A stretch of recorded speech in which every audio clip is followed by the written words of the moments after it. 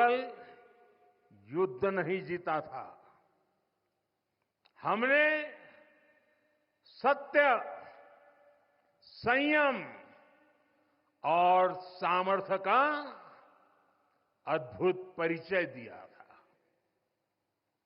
आप जानते हैं, भारत उस समय शांति के लिए प्रयास कर रहा था। बदले में पाकिस्तान ने फिर एक बार अपना अविश्वासी चेहरा दिखाया। लेकिन सत्य के सामने असत्य और आतंक की हार हुई। साथियों, पाकिस्तान ने अतीत में जितने भी दुष्प्रयास किए, उसे मुंह की खानी पड़ी है। लेकिन पाकिस्तान ने अपने इतिहास से कुछ नहीं सीखा है।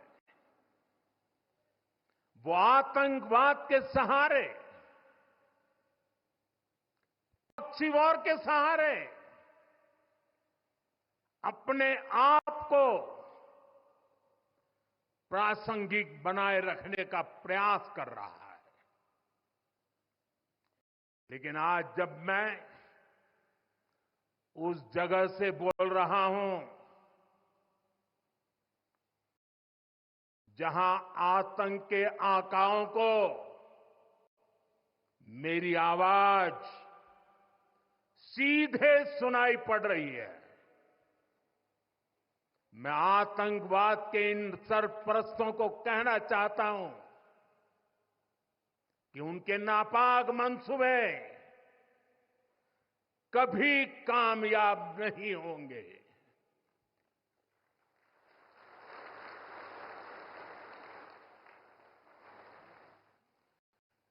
आतंकवाद को हमारे जाबाज पूरी ताकत से कुचलेंगे। दुश्मन को मुंह तोड़ जवाब दिया जाएगा।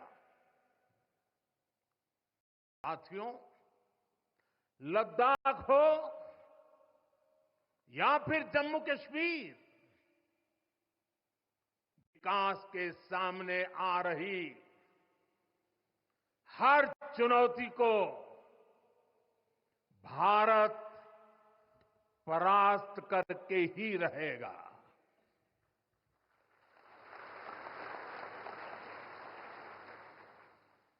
कुछ ही दिन बाद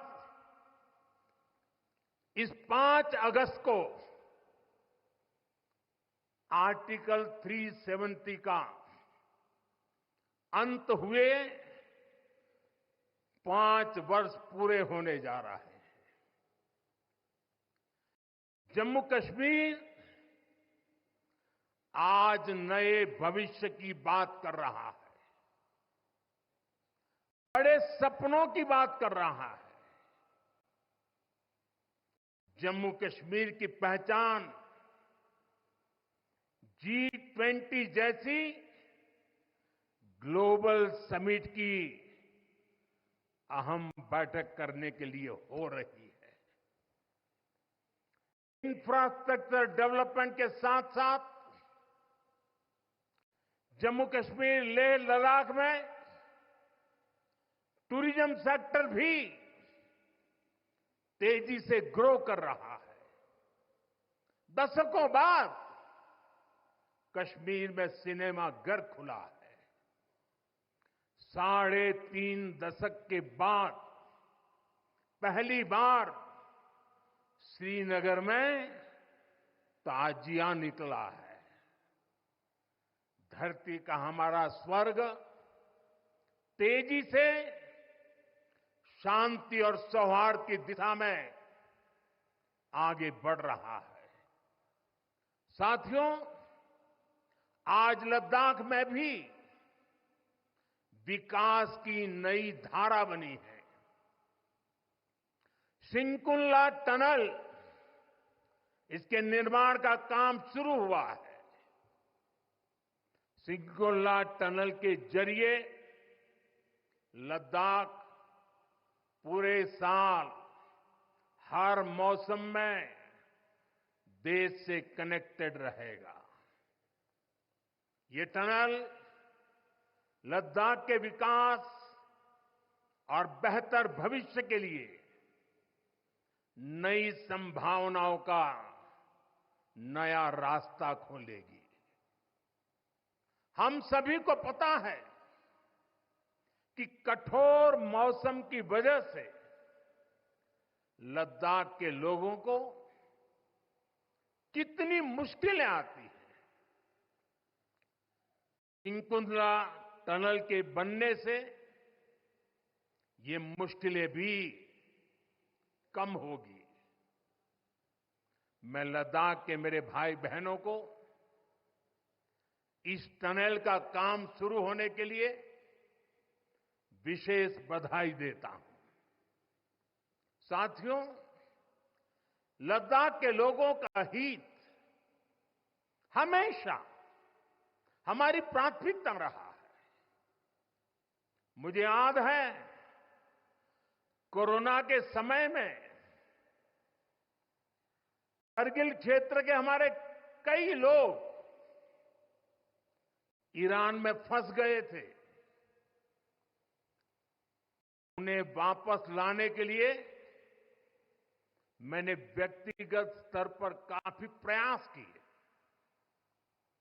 ईरान से लाकर उन्हें जैसलमेर में ठहराया गया था और जब स्वास्थ्य की दृष्टि से पूरी तरह संतोषजनक रिपोर्ट मिले, उसके बाद उन सबको उनके घर तक यहां पहुंचाया था।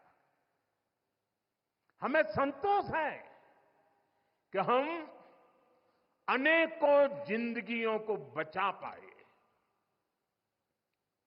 यहां के लोगों की सुविधाएं बढ़े,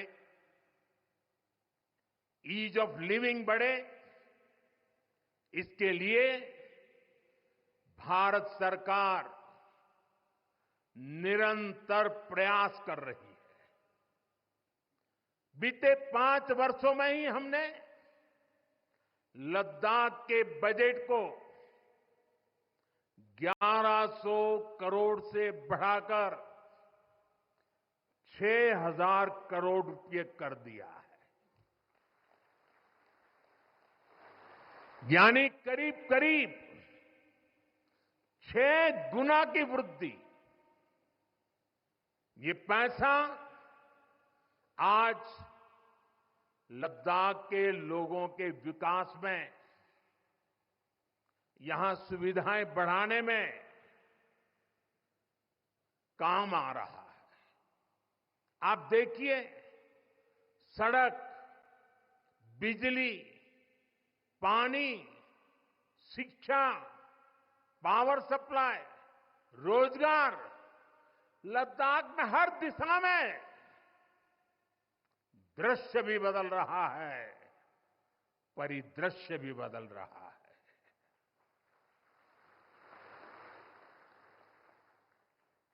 पहली बार यहां होलिस्टिक प्लानिंग के साथ काम हो रहा है। जल जीवन मिशन की वजह से अब लद्दाख के 90% से ज्यादा घरों में पाइप से पीने का पानी पहुंच रहा है। लद्दाख के युवाओं को क्वालिटी हायर एजुकेशन मिले, इसके लिए यहां सिंधु सेंट्रल यूनिवर्सिटी का निर्माण हो रहा है। पूरे लद्दाख क्षेत्र को 4G नेटवर्क से जोड़ने का काम भी चल रहा है। 13 किलोमीटर लंबी जोजिला टनल का काम भी जारी है। इसके वजन बनने से नेशनल हाईवे नंबर 1 पर भी ऑल वेदर कनेक्टिविटी हो जाएगी। साथियों, हमने देश के सीमावर्ती क्षेत्रों में विकास के असाधारण लक्ष्य तय किए हैं। चैलेंजिंग टास्क को अपने हाथों में लिया है। रोड ऑर्गेनाइजेशन बीआरओ ने ऐसे लक्ष्यों को पूरा करने के लिए अभूतपूर्व गति से काम किया है। बीआरओ ने पिछले 3 साल में ही 330 से ज्यादा इंफ्रास्ट्रक्चर प्रोजेक्ट पूरे किए हैं। इसमें लद्दाख के विकास कार्यों से लेकर पूर्वोत्तर में सेला टनल जैसे प्रोजेक्ट भी शामिल है। मुश्किल टेरेन्स में विकास की गति नए भारत की क्षमता और दिशा दोनों दिखाते हैं। साथियों, आज की वैश्विक परिस्थितियां पहले से अलग है। इसलिए हमारी सेनाओं को हथियारों और उपकरणों के साथ साथ कार्यशैली और व्यवस्थाओं में भी आधुनिक होना चाहिए। इसलिए देश दशकों से डिफेंस सेक्टर में बड़े रिफॉर्म्स की जरूरत महसूस करता रहा था। सेना स्वयं वर्षों से इसकी मांग कर रही थी, लेकिन दुर्भाग्य से पहले इसे उतना महत्व नहीं दिया गया। बीते 10 वर्षों में हमने डिफेंस रिफॉर्म्स को रक्षा क्षेत्र की पहली प्राथमिकता बनाया है। इन रिफॉर्म्स के कारण आज हमारी सेनाएं ज्यादा सक्षम हुई हैं, आत्मनिर्भर हो रही है। आज डिफेंस प्रोक्योरमेंट में बड़ी हिस्सेदारी भारतीय डिफेंस इंडस्ट्री को दी जा रही है। डिफेंस में रिसर्च एंड डेवलपमेंट बजट का भी 25% प्राइवेट सेक्टर के लिए रिजर्व किया गया है। ऐसे ही प्रयासों का परिणाम है कि भारत का डिफेंस प्रोडक्शन अब 1.25 लाख करोड़ रुपए से ज्यादा हो चुका है। अभी भारत की गिनती हथियार मंगाने वाले देश के रूप में भी थी। अब भारत एक्सपोर्टर के तौर पर अपनी पहचान बना रहा है।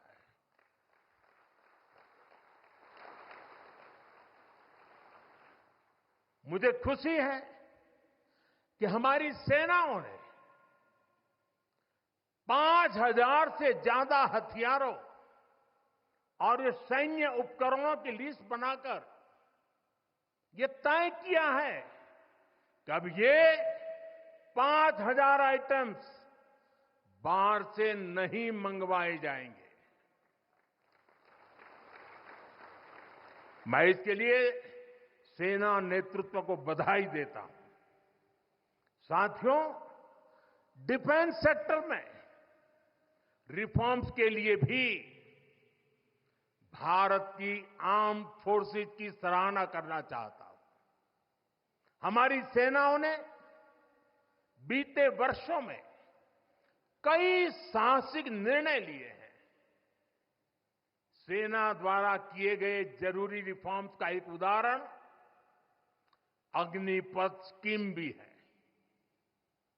दशकों तक संसद से लेकर अनेक कमिटी तक में सेनाओं को युवा बनाने पर चर्चाएं होती रही है।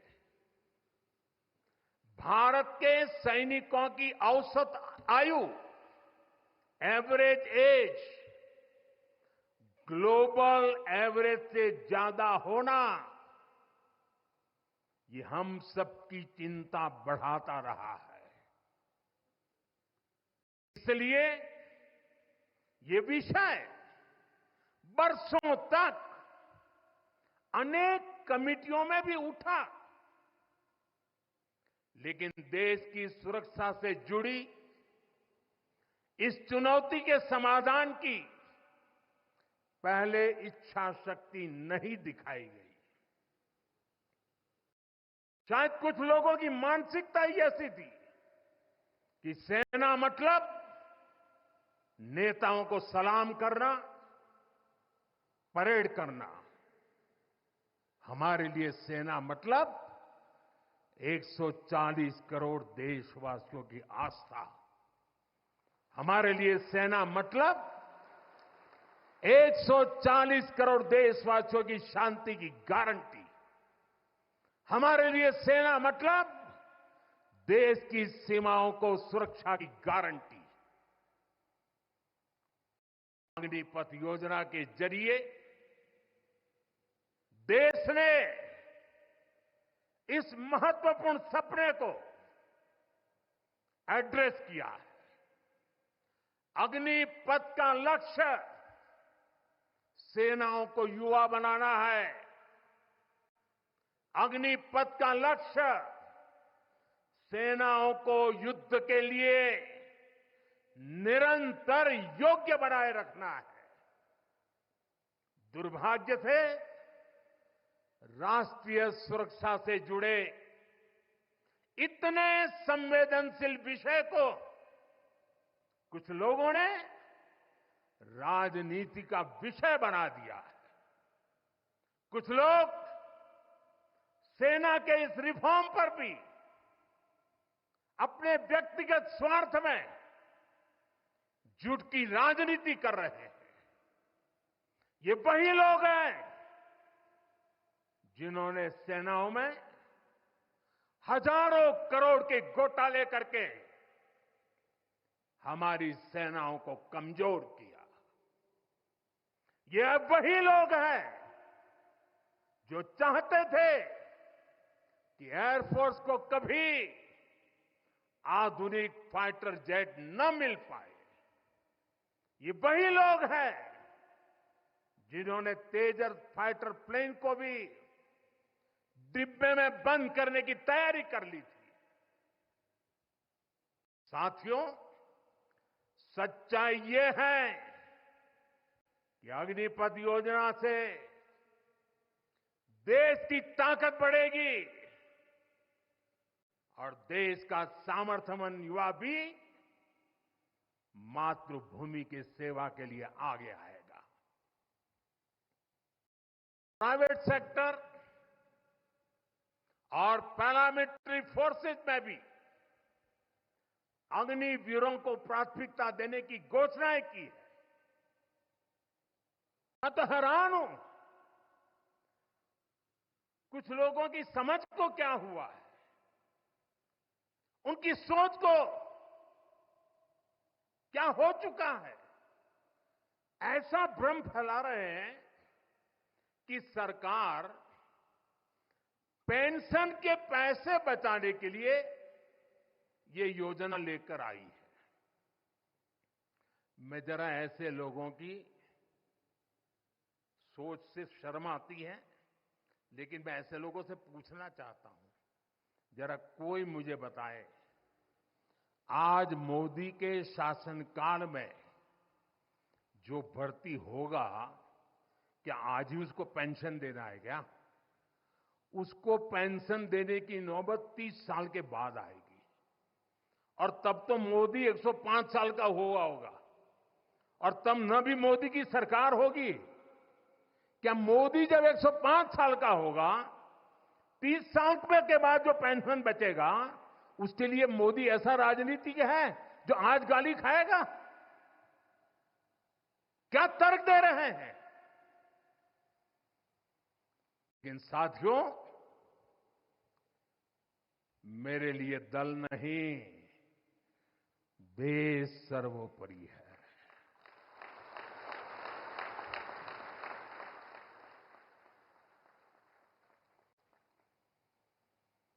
और साथियों, मैं आज गर्व से कहना चाहता हूं, सेनाओं द्वारा लिए गए इस फैसले का हमने सम्मान किया है। और जैसा मैंने पहले कहा, हम राजनीति के लिए नहीं, राष्ट्र नीति के लिए काम करते हैं।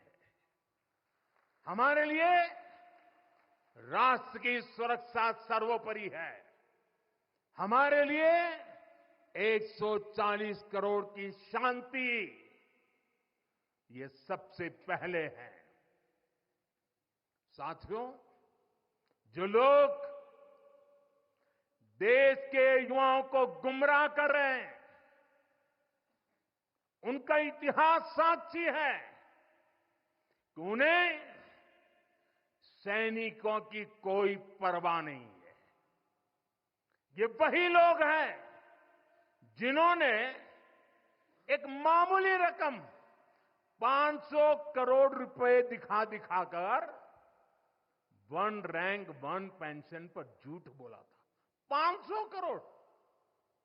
ये हमारी सरकार है जिसने वन रैंक वन पेंशन लागू किया। पूर्व सैनिकों को 1.25 लाख करोड़ रुपए से ज्यादा दिए गए। अब कहां 500 करोड़, कहां 1.25 लाख करोड़। इतना झूठ, और देश के जवानों की आंख में धूल झोंकने का पाप। ये वही लोग हैं जिन्होंने आजादी के 7 दशक बाद भी, सेना की मांग होने के बावजूद भी, देश के वीर सैनिकों के परिवारों की मांग होने के बाद भी हमारे शहीदों के लिए वॉर मेमोरियल नहीं बनाया। टालते गए, कमिटियां बनाते गए, नक्शे दिखाते गए। ये वही लोग हैं जिन्होंने सीमा पर तैनात हमारे जवानों को पर्याप्त बुलेट प्रूफ जैकेट्स भी नहीं दी थी। और साथियों, ये वही लोग हैं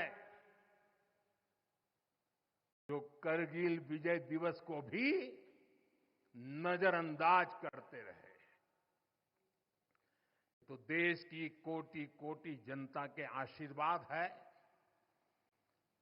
कि मुझे तीसरी बार सरकार बनाने का मौका मिला, और इसलिए आज ये महत्वपूर्ण ऐतिहासिक घटना का हम पुण्य स्मरण कर पा रहे हैं। वरना अगर वही आ जाते तो इस युद्ध विजय की इस तारीख को याद नहीं करते।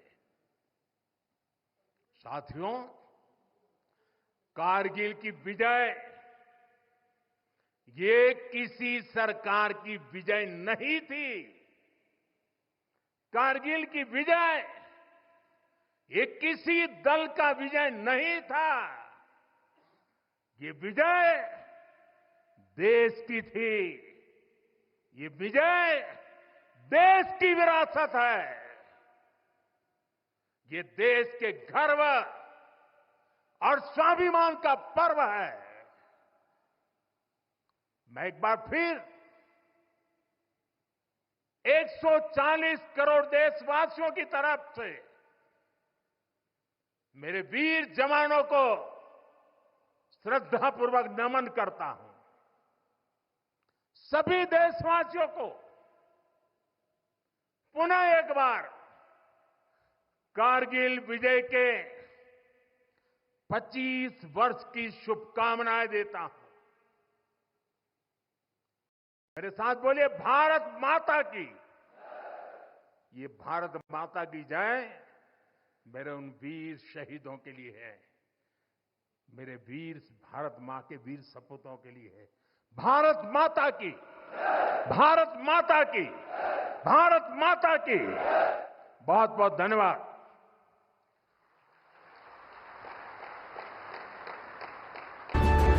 जज्बा सच का लिए, सच